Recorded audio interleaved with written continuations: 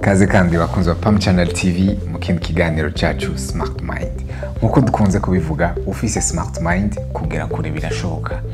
Uno munsi muracari kumwe na Branly Nzihindura mu kiganiro cyanyu mukunda cyane. Aho tuza kuyaga n'umusore arongoye ishirahamwe Hogi. Hogi ni ishirahamwe ry'ugwaruka bagiye hamwe barashinga ishirahamwe kugira bateze imbere igisata cy'ubuhinga bwa none mu Burundi. Mbe icyo gisata gihagaze gute? Mbe nizihe mpinduka Hogi yazanye? Mbe Hogi iri kwifasha gute ugwaruka, abakenyezi cyangwa abarundi muri rusange? Byose tubisanga hano muri kino kiganiro cyacu uno munsi. Kaze bakunze Pam Channel TV mu kiganiro cyanyu Smart Mind.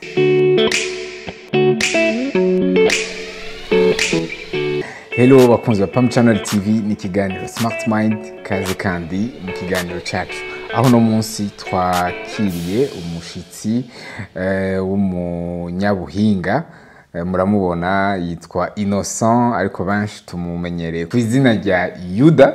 Reka tumwakire Mr. Yuda. Umeze neza? Urakoze bari. Pam Channel TV irakoze kunyakira ngaha muri studio zayo. Jemetse neza kandi ndabashimiye, murakoze. Yes, urakoze nawe kutaba ubutumire bwacu. Hari ikintu benshi bamaze iminsi babona, peut-être ntibari bazi uri nyuma yacu, dukunda kubona ku mbuga hano ducaho henshi, antuka visibility yanyu muragerageza gukora, yitwa Hogi. Mu majambo yose cyanke muri sens, Hogi ni iki? Bon, Hogi abantu benshi bakunda gusoma Hogi kubera ukuntu twakuriye mu gihugu hakora igifaransa. Rero abantu benshi bashaka gusoma amajambo yose mu gifaransa, mugabo Hogi ni Kirundi. Nuko nyine mu cumba Hogi no ku mbuga ngurukanabumenyi zacu twaciye tubigihora tuvuga ati Hogi tugende. Mugiye kuri Twitter, kuri Facebook, kuri Instagram, turi kuri Hogi tugende. Ni Kirundi uko nyine mu byumva, va kuri rimwe, va ku busa uje kuri rimwe, va kuri A uje kuri B, tera intambwe. Niyo sens ya Hogi. Ego. Hogi tugende. Alors Hogi tugende ku batayizi none, ku batazi byikora, duhereye kwanza kuri mwebwe usanzwe uyoboye, background yanyu. Yuda n'umuntu ki, umuntu ameze gute? Afite background yanyu? Bon, Yuda mu Burundi, nkaba ngaho i Bujumbura, nkaba narakoreye amashyirahamwe atandukanye ngaha mu Burundi imbere yuko camitamu kuza gukora muri Hogi umwanya wose. Nkaba ndumuntu akunda ubukorikori, ndumuntu ari creative, ndakunda utuntu twiza, utuntu dushasha, kugerageza utuntu dutandukanye kugira ndabe akameze neza. Nkaba mu entrepreneur, nkaba nkunda gufata risque, nkaba ndumuntu akunda kunezerwa, nkakunda biraboneka. Yego. Biragaragara. Nkakunda n'amahoro. Yego. Merci beaucoup kutubwira uwo uriwe Yuda by'ukuri. Ariko reka tuje rero kuri icyo kigabana navuze kuri mu entrepreneur cya Hogi, cyane cyane Hogi tugende. Hogi ikora gute, ikora iki? Bon, Hogi ni entreprise igira ni shirahamwe rikora mu bya technology.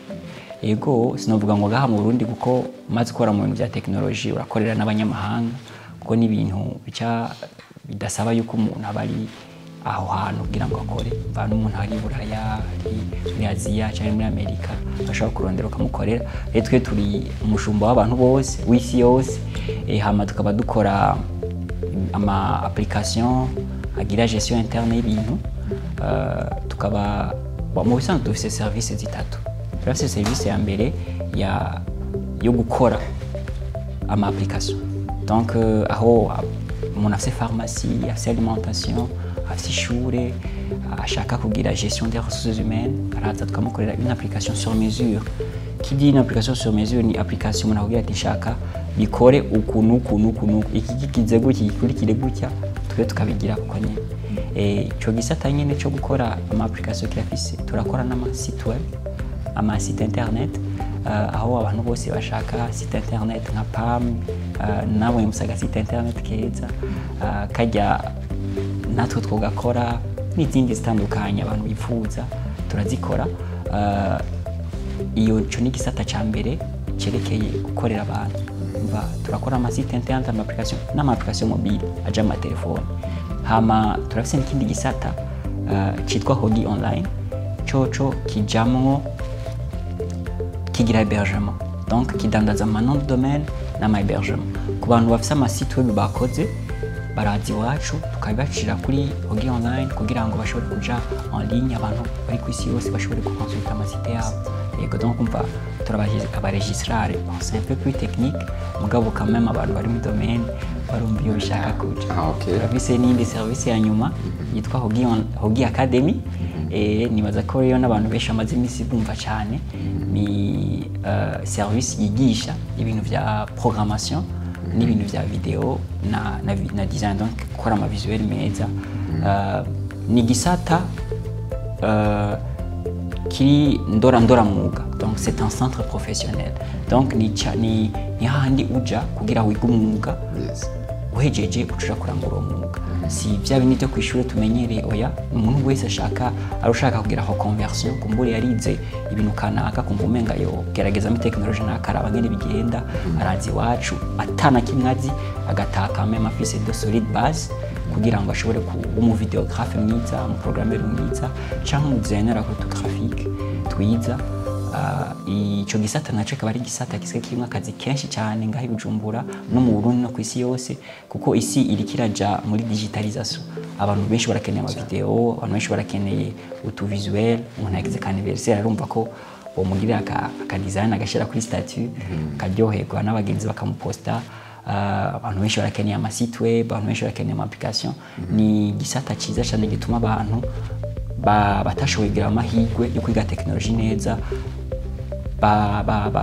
bashobora kwihatrapa, bagashobora gushitsa ubumenyi, bagashitsa indoto zabo, bakumva ko ari abantu benshi bipfuje gukora ama application mobile mugabo bitigeze bikunda kubera ubumenyi baronse nibwo bibakundiye. Uwo muntu aje muri Hogi Academy iyo ndoto irabarealize. Urakoze cyane, numva ko harimo une partie ya innovation nini cyane kandi muzana impinduka, ariko ngaha muri Smart Mind turakunda gutahura kwanza inyanduruko canke ico mwabonye cyari kibuze. Muravuga muti ego bisanzwe bihari ariko tushobora kuzana valeur ajoutée. Ni yahe défi canke ikibazo mwari mwabonye mbere yuko mwatubwiye ko mwari mwaciye mu yandi mashira hamwe, mukora mu yandi mashira hamwe gushika naho mwifuza gukorera muri Hogi, murashinga na Hogi murayikora? Ni igiki mwabonye cyari kikibuze muravuga muti ko kibuze ifo ko tugishiraho, muca muza muragishiraho biciye muri Hogi? Aho numva noca mpera kuvaho iyo Hogi yavuye kugira mwumve la genèse, mwumve n'igituma ihari n'imbono ifise. Hogi yaje inyuma yuko jewe n'abandi bagenzi tugiye hamwe tugatanguza ikintu cyitwa UDF team, umufundi device team. Ico gihe twashyizeho ikintu kimeze nk'ihuriro ry'ugwaruka ngaho Bujumbura no mu Burundi bwose by'abantu bakora iby'ubuhinga bwa none. Ico yabereye mu Bujumbura kuri Kigobe. Wowe urayibuka Brandi, nawe wari umutumire. Ego, twarategura amakoraniro manini tugatumira abantu batandukanye bakora mu by'ubuhinga bwa none ngaha mu Burundi kugira ngo bashobore kubwira abandi ibyo bakora bamenyekane. Twarifuza koko by'ubuhinga bwa none ngaha mu Burundi bigira isoko, abantu bakora iby'ubuhinga bwa none baronka amafaranga, kuko twabona umenga ni ibintu bidashizwe imbere. Rero mu nyuma rero twakora nk'umugwi gatoke ibintu ko twabona ni byiza mugabo nta mahera ko birinjiza. Rero reka dutangura ikintu cinjiza amafaranga. Rero Hogi kiratangura mugabo Hogi ntiyatanguye kugira ngo twinjize amafaranga. Icyumviro nyamukuru cyo kwitangura nuko twari dufise application twakoze. Iyo application twashaka itangure gukora, abarundi twayikoreye bayikoresha. Mu kibazo twari dufise je no twatanguranye Hogi, umufatanya bikorwa byanje wanje yakorera yindi societe nanje ngakora indi societe. Or iyo application twakoze yasaba umuntu ayikurikirana ku munsi ego une equipe ikurikirana kugira ngo ikore neza. Twe ntibyakunda kuko ubuzi twakora bwadutuma ino societe ibaho. Mva amahera twaronka twaca tuyazana muri hogi kugira ngo igume ikura igume itera imbere. Rero amaca turondera abagenzi turababwira icyo cyiyumviro hari mu 2019 hogi kitangura gutyo baca baraza kugira ngo baze gukorera iyo application abarundi bashobora kuyikoresha. Biratwenza iyo application ntigeze ikora alors que abandi muri mamaze gushiramwe iki iyo application ntigeze ikora kubw'imbo zitandukanye. Twaragerageje ko dushoboye kose kugira ngo ishobore gukora mugabo ntivyigeze bikunda. None munsi turacarindiri. Jewe namye nibwira kenshi yuko jewe n'abagenzi banje twamye turi imbere cyane mu by'ubuhinga bwa none gusumba uko igihugu kimeze.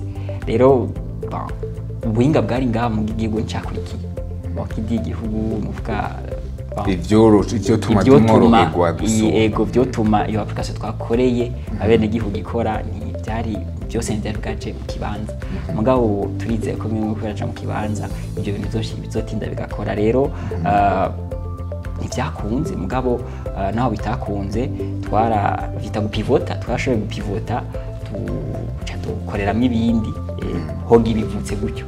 Ego murakoze urumva ko naho kimwe kitakunze byaratumye mubona neza igicapo cyaho mugomba kuja. Hama uno munsi rero hogi irashinzwe muramaze kutubwira ko ingene ikora n'ibisati ikoreramo. Uno munsi rero strategiquement muriko mukora gute muriko mufasha abarundi bamwe bitakundiye kuri iyi application biko bigenda gutuna? Voilà, urakoze bane en fait ubu muri 2019 tugitanguriye hogi urumva ko twazanye ubundi goro kagira dukore kuri iyo application mbwa ntibikunde. Ikindi kibazo twaciye tubwira nuko abo bantu twazanye dukorane barafite ubumenyi butandukanye. Umwe wasanga azi ubumenyi mu buryo undi akaba afite ubumenyi mu bubamfu abantu ntibigera bahuza. Rero bica bidusaba kwanza gushiraho ubumenyi no gitagute standard. Donc abo dukorana bose baje kuri Dominateur com ego dufashe ikiringo cy'imyaka 2 kugira ngo babanze bige bamenye hama bashoborere gukora bisanzuye bakoresha bakora ibintu bazi ego kandi ubumenyi bumwe. Twikivuzo cyacu cari uko atamuntu bagikora wenyene ariko umuntu yokorana nabandi. Ni ikintu twamye dushira imbere cyane muri hogi gukorana nabandi. Gukora wenyene nta cushikako mu gukoranye nabandi ibintu birakogwa bikagenda neza. Rero mu 2021 twari dufise umugwi w'abantu bafite ubumenyi ukwiye kandi benshi kandi bakorera hamwe. Rero duca dutangura rero gukora gutyo dukorera nabandi. Nkunda kubwira abagenzi ati burya jewe amahera ya mbere nakoreye muri 2021 maze imyaka 2 atarura na rumwe nkorera ndiko ndiga. Rero kidi strategie ya mbere yari yo kubanza kwanza ko investisa mu bumenyi ugire une équipe ifise ubumenyi bukwiye bukenewe kugira ngo ishobore gukora. Ikibazo cyari gihari nuko ngahe Bujumbura ubuzi burahari muga kubera ikibazo cy'ubumenyi buke bw'abantu bakora muri ibi bintu by'ubuhinga bwa none. Abantu bafise ubuzi bahitamo kutwara mu bihugu bibanye mu Buganda, muri Tanzania, mu Rwanda, muri Kenya, ukaje usanga hari amahera ariko arava mu gihugu aja mu bindi bihugu. Rero nico kibazo burya nyamukuru cyadutumye twumva ko twobanza kwanza gushiraho abantu babizi kugira ngo tujeje kuvugana na banyine ubuzi kugira ngo dushobore kubakorera natwe. Rero tumaze gushiraho uwo mugwi w'abantu babizi twamva twari un peu plus à l'aise avec la technologie, avec les outils. Déjà turatangura gukorera abantu. Donc stratégie ya mbere yabaye gushirako abantu bazi ibintu bashobora gukora ibintu byiza abantu bakabishima. Merci. Ego. Muramaze stratégie murayishinze muratanguye rero gukora imyaka 2 mufise equipe nziza ishobora kurepondre ku mabesoin ahari. Mucha muratangura gukora defi nazo mwasanze terrain imeze gute be mwasanze nibiki byari bibuze mwebwe muravuga muzana nk'inyishu realite zakazi mwazisanze zimeze gute?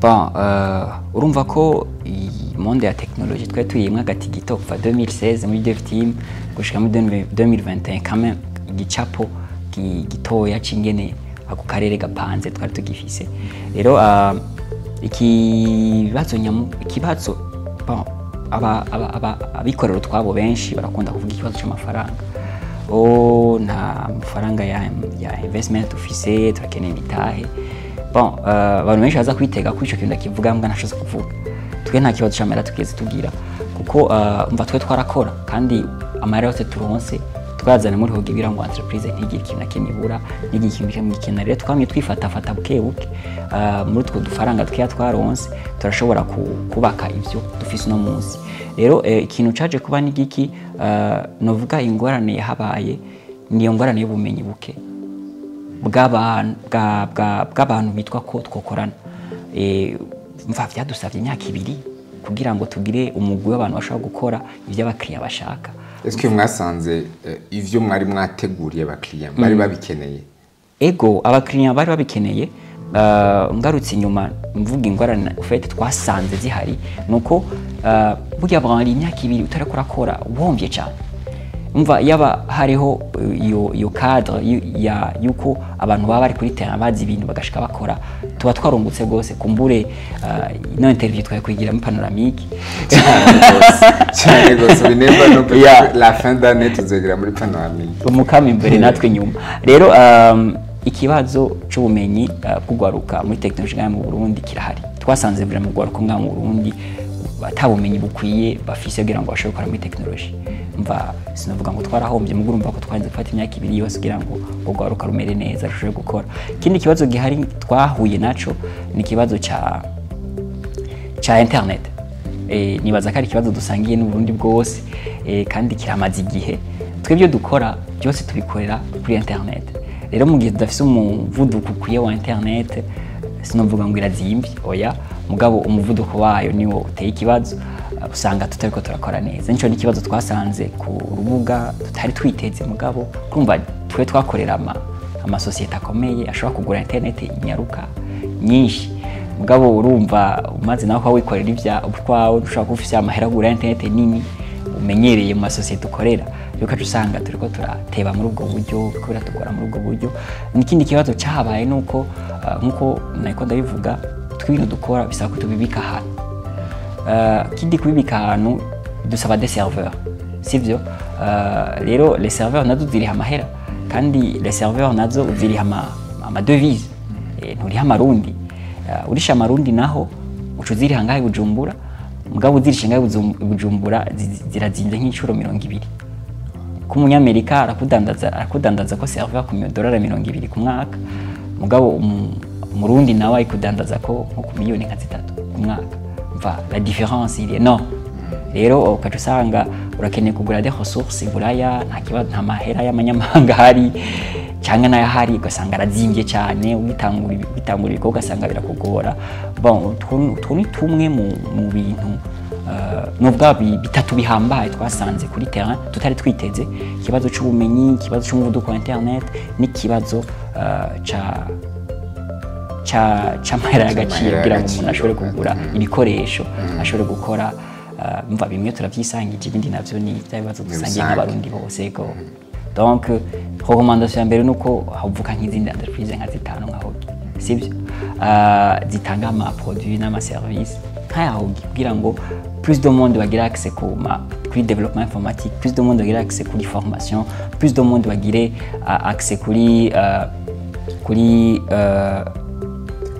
technologie en général sivyo ikindi kintu ni uko tuba benshi sivyo niko nisoko yaguka sivyo kandi uko isoko yaguka niko n'igihugu gitera imbere byekeye byo guhinga bwa none sagasesha rumuri Burundi buracafise intambwe gutera kugira ngo byo guhinga bwa none ishinga imizi rero turafise infrastructure yose ikenewe kugira ngo kino gihugu gitere imbere turafise des milliers de câbles de fibre optique ngaha mu Burundi iyo internet ni bayiduhe birashoboka nibayizimbure twigure twikoreshe sivyo nta kamaro kuko igihugu cyacu cyuzuye fibre optique mugabo tukaguma dufise ikibazo cya internet biragatsindwa sivyo hama dushoboye no kuronka n'amahera y'agaciro naho nyine byo byiza. Hari ukuntu ayo mahera aronka abadandaza banini mva nk'abatwebwe nk'aba-entrepreneur mu gitangura usanga bigoye, kandi twe nta menshi dukeneye, kenshi usanga 5,000 byo dukwira, nta 100 tuja gusaba naco tuja kubikoresha. Rero turonke amahera niyo infrastructure ihari mu buryo bwa internet nayo nyine ikore ico yategezwe gukorwa, ntizimbe cyane kwizimbye cyane nta namwe abakiriya, niba izimbure hama tuyigure tuyikoreshe hama igihugu mu mwanya mutoya bazotangara kizoba cyateye imbere. Urakoze cyane Yuda, ndumva ko ari ibintu biryoshye cyane ya abajene benshi bako baradukurikirana surtout uno munsi bariko bashaka kuja muri ico gisata deje babatanguriyemo, bashobora kuvuga bati none Hogi tokora gute. Nashaka rero dusubire hajya wari watanguriye kuri kijanye na academy Hogi Academy. Uno munsi umujene ashobora kuba yifuza kwitura Hogi guca muri iyo academy, mumufasha gute, yobigenza gute? Bon, umuntu wese saba jeune gusa ahubwo nuko cible yacu usanga ego nugwaruka me hariho n'abapapa n'abamama mu maklase yacu turasa papa turasa abamama, rero ndaza kuvuga en general saba jeune gusa barahawe ikaze muri academy. Turabigisha neza video, turabigisha neza gukrea ama graphic meza, turabigisha programmation neza bakavayo babizi kandi baje bari zero mu mutwe, sivyo? Donc papa na zero mu mutwe comme zero, donc mu bya technology atavyo baza atavyo bamenyereye. Ikintu conyene gisabwa ni kubuzi gukoresha imashini bisanzwe, kwizana n'imashini yawe sini bisigaye byose ukora biteguye, abigisha barahari, ikibanza kirahari kimeze neza, hama umuntu akaza nyine ari motive kugira yige. Hama kwifuza kuza muri academy turasoma receptioniste w'umwana mwiza, azomwakira buyagisha amutwengere amubwire byose nyene bimeze icyo vamari nyene amasaha batonda nyene turihisha. Harabava bibaza amahera timbe ni kubuntu oya si barariha bwasa amafaranga menshi. Nkunda kuvuga twubumenyi dutanga comparé à mahera turihisha ntawe ihwaniye. On donne beaucoup de valeur, sivyo, gusumba la valeur monétaire tuba twarekipeye, kuko twubumenyi ufise ubumenyi twe dufise nibwo bumenyi ushobora gukoresha et faire des millions, des dizaines de millions, des centaines de millions, comparé y'ibihumbi 200 50 warishe ku ishure nta naho bihuriye. Rero ni investment nziza, kandi ababizi bose barabizi yuko nta investment isumba kuyinvestisamo. Ego woshira amafaranga muri actros, woshira amafaranga mu ndege, pour dire que investment zirakorwa no mu bindi bintu kurima, c'est vrai ugira iki, mugaye ivyo byose nibizosumba gufata 50 ukariha ikigwa kiza kugufasha kumenya ibisumbirije maze ugashobora no gukora ibindi birenge cyane gose. Ego uno munsi rero ushaka kubaza ibibazo bibiri bya nyuma byerekeye wowe Yuda, kugira abantu bakumenye gusumba bamenye usite valeur nk'uko wavuze. Ku bwawe quelles sont les valeurs zigomba kuranga umujene cyangwa umukenyezi ashaka iterambere mu gihugu? Bangani urakoze cyane, ico ni ikintu nkunda nanje kwiyumvirako no gutera inkuru n'abagenzi. Bon muje bijamo ni rimwe, abarundi sivyo nibareke ingeso ya satuntu twanje. Ibintu bya satuntu twanje nibihagarare biragatsindwa mu kino gihugu. Umuntu wese ashaka gutera imbere akorana n'abandi, sivyo? Arugwaruka niruje hamwe, sivyo? Ari abakenyezi nibaje hamwe, ari abagabo nibaje hamwe, sivyo? Biyumvirira hamwe umugambi w'iterambere hama bawukore. Abafaransa bivuga neza ngo l'union fait la force, tubiri tuvurana ubupfu, cyangwa umutwe umwe ngo wifasha gusara nifasha gusaba. Ni migani mike yerekana yuko bisaba yuko abantu baje hamwe kugira ngo bakore ikintu. Nkunda gutera inkuru n'abantu ati ku bantu basenga canke basoma Bibiliya, murazi yuko inkuru y'umunara w'Ibabeli, sivyo? Abantu baragiye hamwe bakumunara ijuru rigira ubwoba. Rero iyo abantu bagiye hamwe barakora ibintu biteye ubwoba, urumva bigasaba nyine yuko haba intervention. Rero ni abantu nibatahura inguvu zo kuja hamwe. Ibintu by'uko umuntu wese yumva umenga akantu yogakora wenyene, shaka kuba je nyene, ivyo bintu biragahera. abantu nibaje hamwe biyumvira imigambi imwe hama bakore basenyera ku mugozi umwe. Hari no gukora mugenzanya. Ibintu byo gukora bagenzanye niba bihebe, ibintu byo gukora ibintu byo kwikorana niba bihebe, ibintu bya satuno twanje niba bihebe, nibaje hamwe bakore basenyera ku mugozi umwe. No yita concept ya mastermind y'imitwe 10 igiye ahantu hamwe irakora ikintu kizima, basanga abantu barateye imbere, igihugu kirateye imbere, imiryango irateye imbere. C'est très important ko abantu baje hamwe bagakora basenyera ku mugozi umwe. Hama muri iyo myaka ine nyene niki kintu ciza kimaze kugushikira wumva utazopfa wibagira icyo cyagufashije gushika ibandanye ikure ubuzima bwose? Hogi yarampaye opportunité yo guhura n'abantu batandukanye, abantu beza, abantu nkunda, abantu dukorana neza.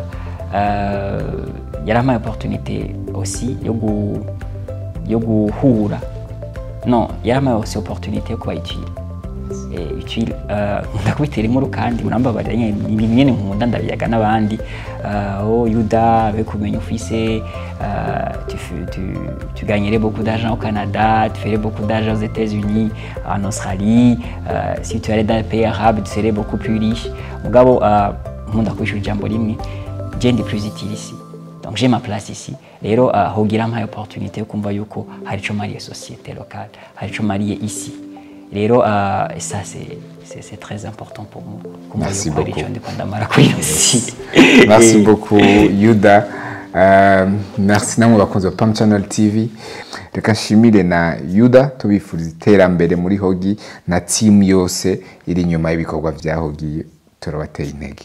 Urakoze cyane, nanje ndateye intege cyane Pam Channel TV. Ndanayishimiye no kubona yatwakiriye gaha muri studio zayo. Hama chance abantu bose bakorera bino emission bagire subscribe kuri channel, kuri Pam Channel TV. Gira baze barabona ibiganiro batuma batera imbere mu masecteur atandukanye bakoreramo. Baje no kuri Facebook bagire like, bapartage ino video kugira ngo ugaruka rwinshi rumenye ngene technology ga mundi kiratera imbere n'ingene Pam Channel TV iri kiragira mu ruhara.